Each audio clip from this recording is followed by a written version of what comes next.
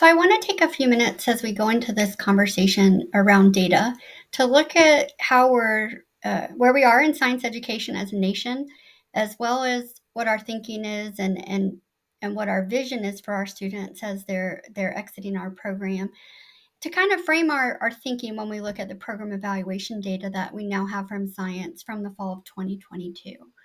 So, why do we teach science? Why do we teach what we teach in science? How did the courses come to be? And there's a lot of historical context around that. But first, I just want to briefly talk about how the standards came to be that we adopted, the next generation science standards.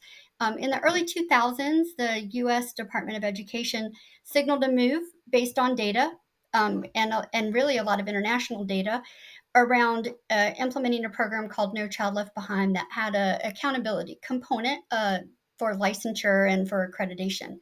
And so it was the first time we saw where the U.S. Department of Ed was signaling to states that they had to have a plan, not necessarily specifically what that plan should be, but there were sort of components around the plan. So the signal was that states were going to develop these standards. So we saw that happen.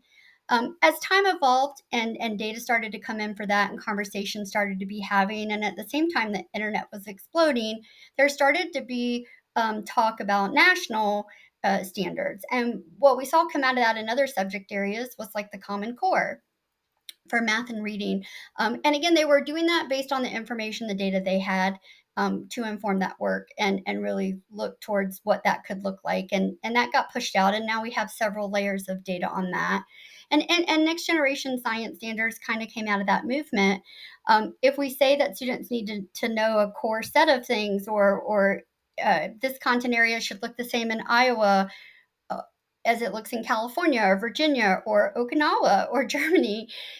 What does that look like, and who's at the table? So when the next generation science standards were built, they looked not only at a lot of data, they brought a lot of different groups to the table, a lot of different nonprofits. They brought academia, workforce, teachers from all over. It was a very thorough sort of vetting of what should go into those standards and why, and based on not just data, but also consensus from a lot of different entities that had never really gathered around a table and talked about what needs to happen. What do students need to be able to do when they leave our space? So here we are. It's 2023. We're coming into our fifth year of implementation for the college and career ready standards for DODEA that are 100% next generation science standards. And what does that look like? How's that look in our spaces? How's that look in different classes? Where are we in the implementation? And the most important component of looking at some data now in our program, and then looking at some national data that I've provided some links for in this lesson too, is really to kind of frame our question as we think about the next 5 years. What's our vision in science, and what do we want for our students when they exit our space? I mean, ultimately, we do the underlying goal for me personally. I'd love to see more kids in the pipeline for STEM. I'd like to see kids going on to major in science. But at the end of the day, when we educate every student, what are the expectations when I run into a student 10 years from now that signal to me that we did a good job? And I mean, we like collectively, like just really thinking about it. What are my expectations for a citizen that doesn't go into a STEM field? That they're able to process information, that they're able to be curious and ask questions when they're given data, and really be able to critically think about it, and also to understand what this information that they have is or is not saying, and to be like really good problem solvers and critical thinkers in the world, but also how they parse information and what they accept for evidence that something is or isn't working. So as we look at this data, I want to frame it around a couple things. What's the national landscape? What's that data say?